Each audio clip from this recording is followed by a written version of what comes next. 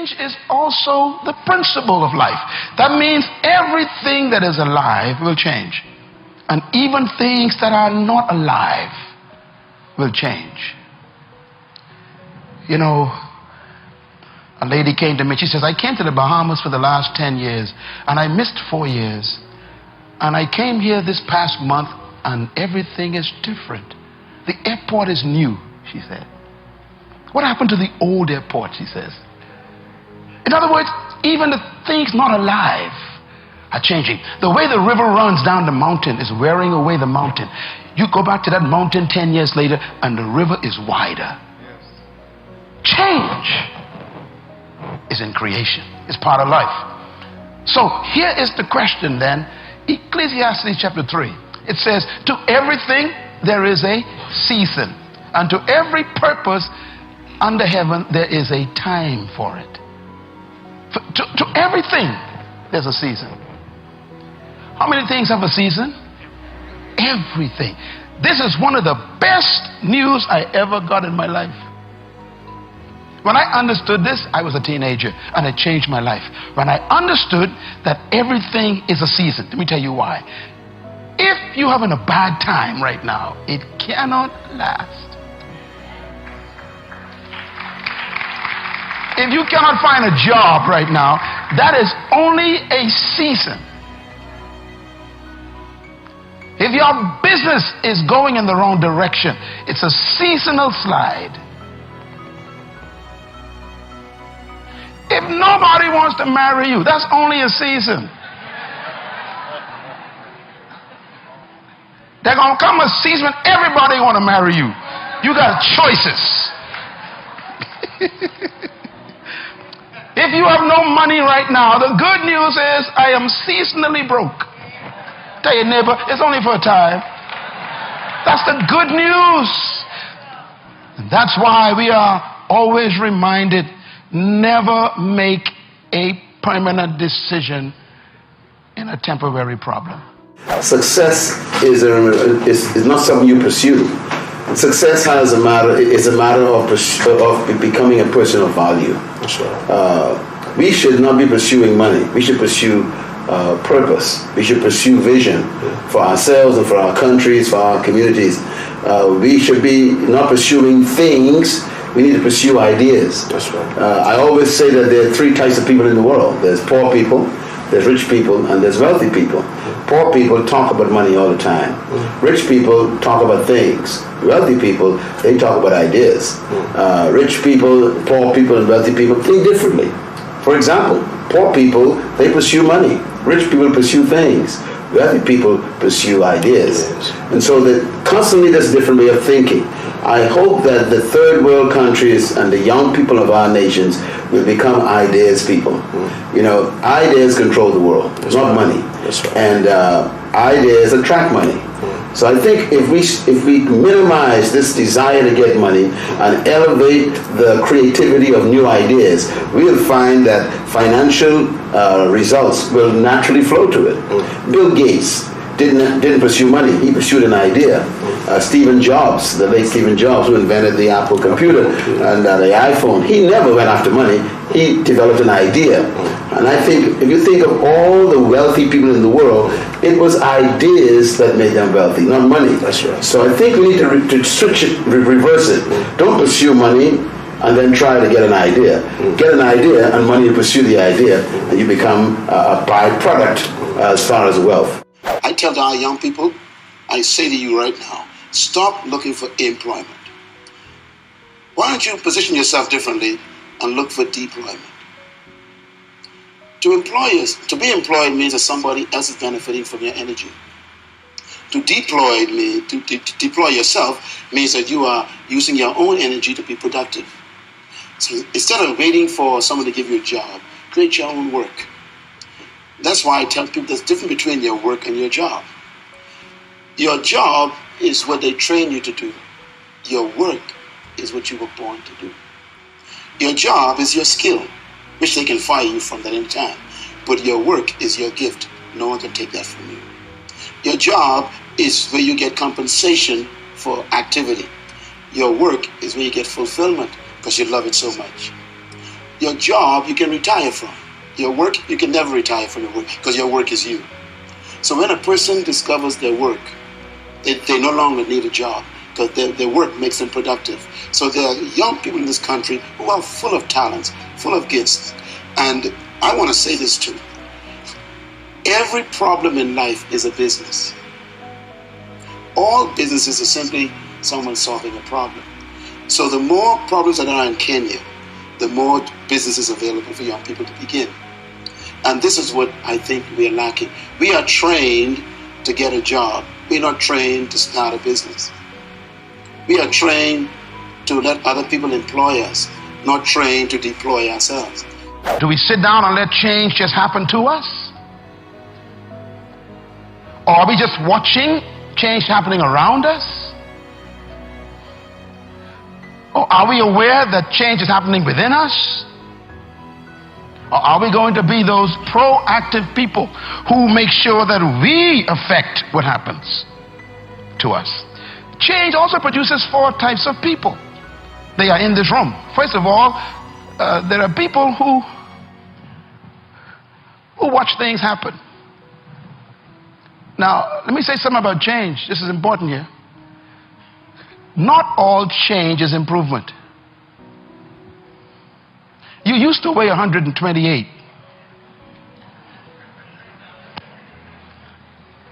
And now you changed.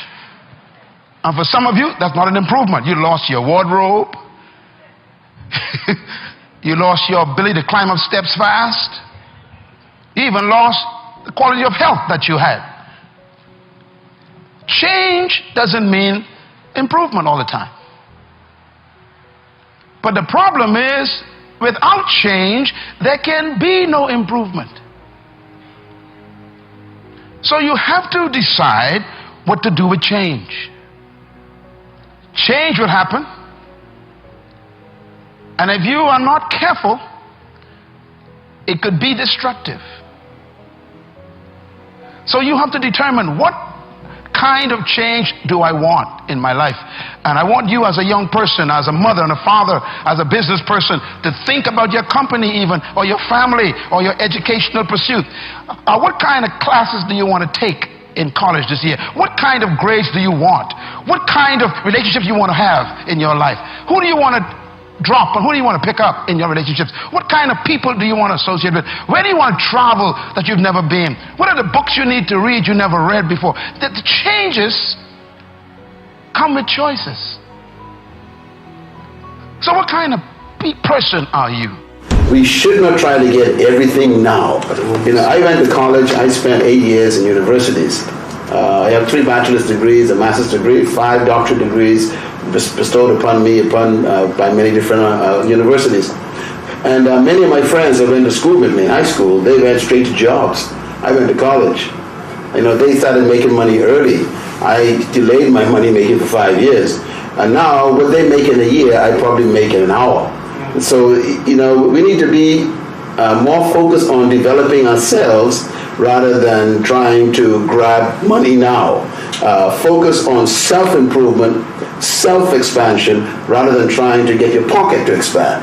Because the more valuable you make yourself, the more value you attract. You're not paid for how hard you work. You're paid for what you are worth to the organization. That's right. And the more intellectual development you have, the more spiritual development you have, the more psychological development you have, emotional stability, you become more valuable to the world. And let me say this finally. If you become valuable to the world will pay you to be yourself. That's right. So it's important for you to become a person of value, not to seek value in things. That's right. I get paid for what I know, not for what I do. And I think this is what we need to perceive as being most valuable. Do you know what they actually call intellect? They call it capital. You know, intellectual capital is really a commodity. And so I want to encourage our young people to focus on discovering the purpose for your life, why God created you, and then discover your gifts, and then refine them, develop them, practice them, and then even begin to serve them freely to your community. Develop yourself, and in a short time you'll discover that people will pursue you.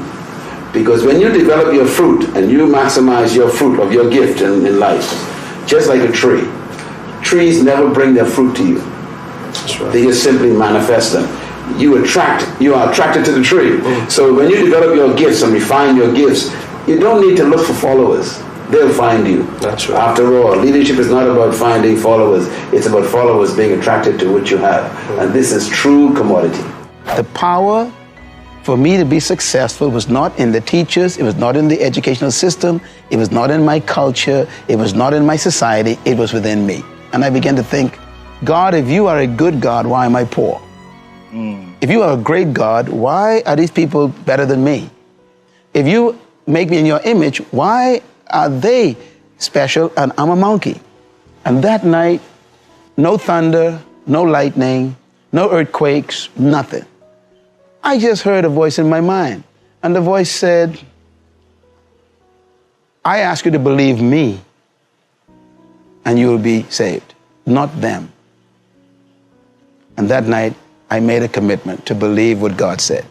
13 years old, I said, okay, I believe that I have the power to experience far beyond all I can ever ask, think, or imagine. 13 years old.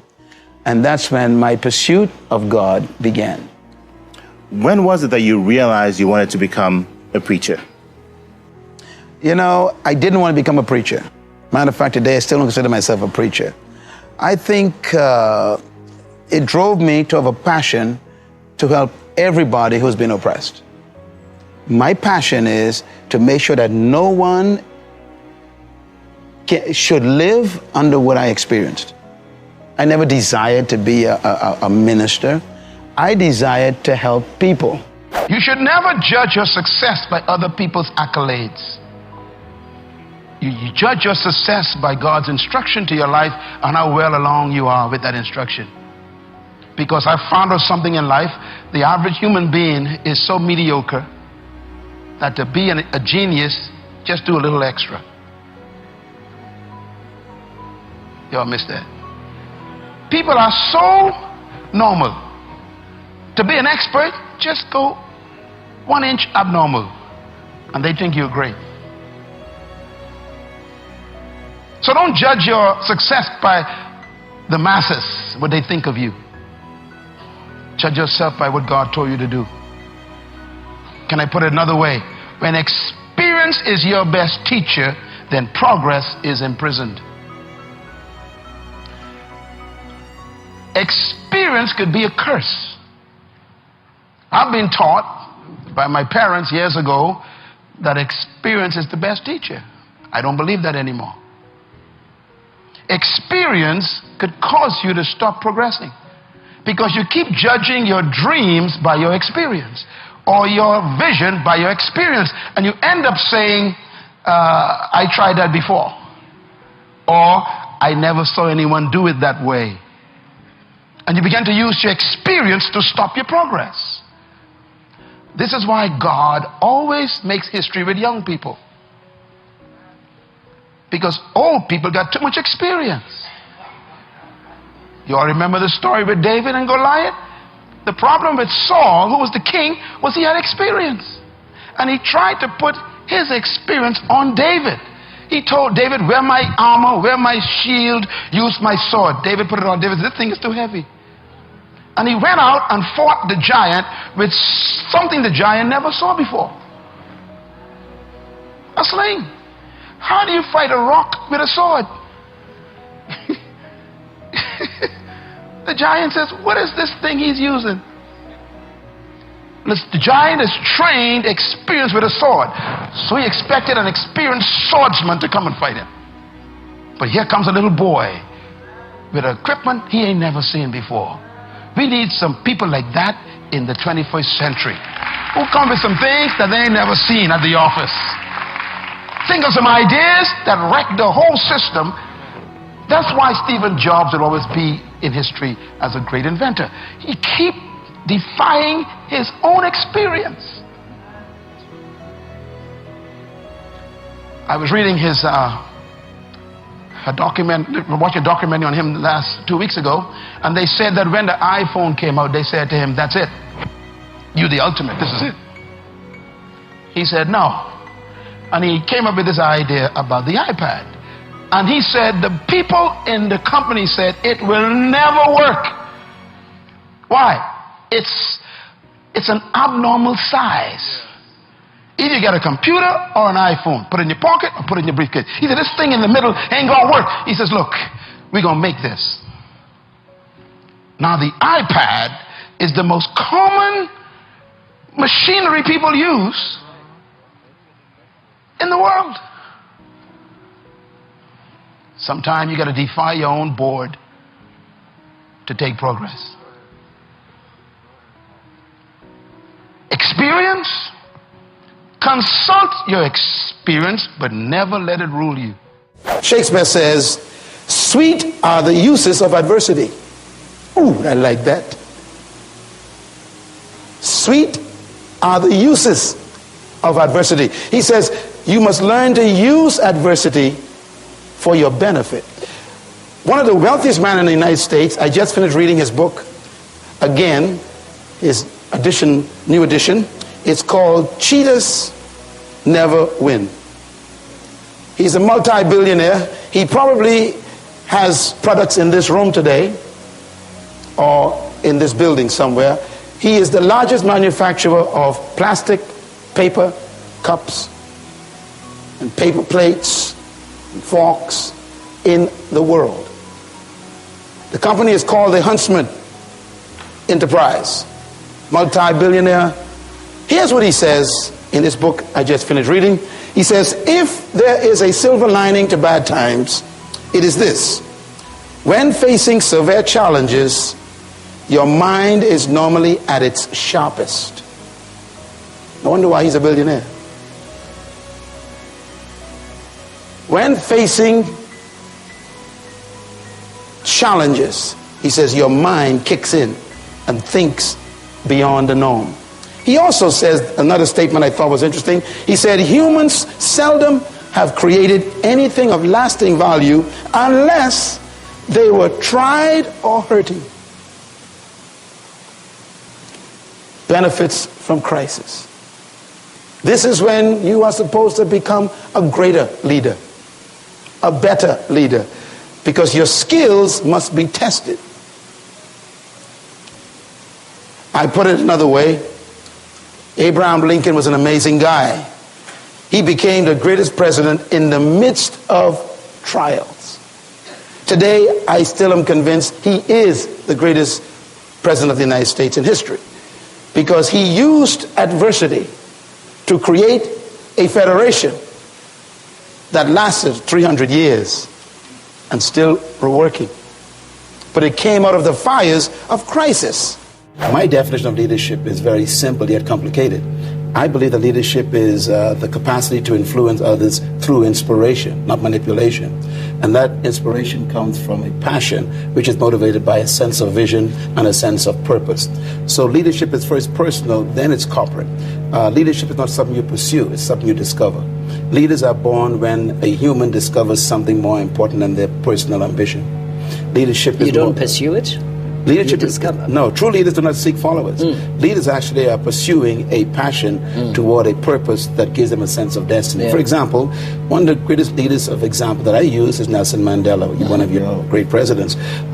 He never sought followers. Think about it. He discovered a purpose that was more important than his private preservation, his private ambition. He pursued that purpose privately. It attracted people. So leaders don't seek followers. Followers are attracted to leaders. Leaders are more concerned about discovering a purpose to improve the life of humanity that's more important than their personal ambition. So they sacrifice themselves to accomplish something for the greater good. We find that very rare lately. Most people we call leaders are simply professional manipulators. And they actually are more concerned about their own promotion than promoting the people. As you look back over your life, if there's just one thing that you could do differently, what would it be? That's always a tough question. I get that question asked a lot. I'm not sure, because everything that happened in my life produced me. Even the negatives, even the things that I might have failed in, the things I've made mistakes with, they were fantastic classrooms for me. And I believe the best thing in life to do is not to regret and try to change what happened, but to interpret it properly, maximize it, and use it to serve other people. And that's what I want to do with my. Focus on discovering and releasing, how to release your hidden greatness. Every human being in this room and those watching by the internet, you have inside of you, I have no doubt about it, greatness. But most people will die with their greatness on the inside. And this is why we have this conference. Because we don't want you to be one of those persons who die with their greatness. Let me say a few comments about greatness. Every human desires two things in life. I want you to write them down. Two things every human wants. 6 billion of us, and now 7 billion since last April on this planet, want two things. And everything you do is motivated by these two things. One, we want power. Every young person, every old person wants power. We got to talk about what power is. And the second thing we want is greatness. We don't talk about these too much, but every human being wants power and they want greatness. This is why we are motivated to wear certain clothing. We call them power clothing. This is why we try to join a gang, because being in a gang of people gives you power to threaten other people. This is why we would actually want to steal money or gain money, because money gives you power to buy things that you want to make you feel important. Everything we do is motivated by these two things, power and greatness. Now, I want to mention something about power. What is power?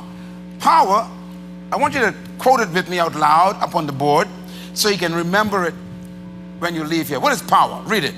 Power is the ability and the capacity to control circumstances and in the environment. That's power. Power is what? The ability to control circumstances and to control your environment. That's what power is. And everybody wants it. The politician wants it. The banker wants it. The parent wants it. The young person wants it. Everybody wants power to control circumstances. What is greatness? Write this down. Greatness, out loud please, is a sense of value, importance, and significance. That's greatness. Greatness is when you feel that you are important to the world. You feel great when you feel that you are valuable to society. Greatness is when you feel that you are significant to your generation. In other words, the desire for all of us to be great and to control our environment is natural. You as a 16-year-old, your desire to become the head of the class is a desire for greatness.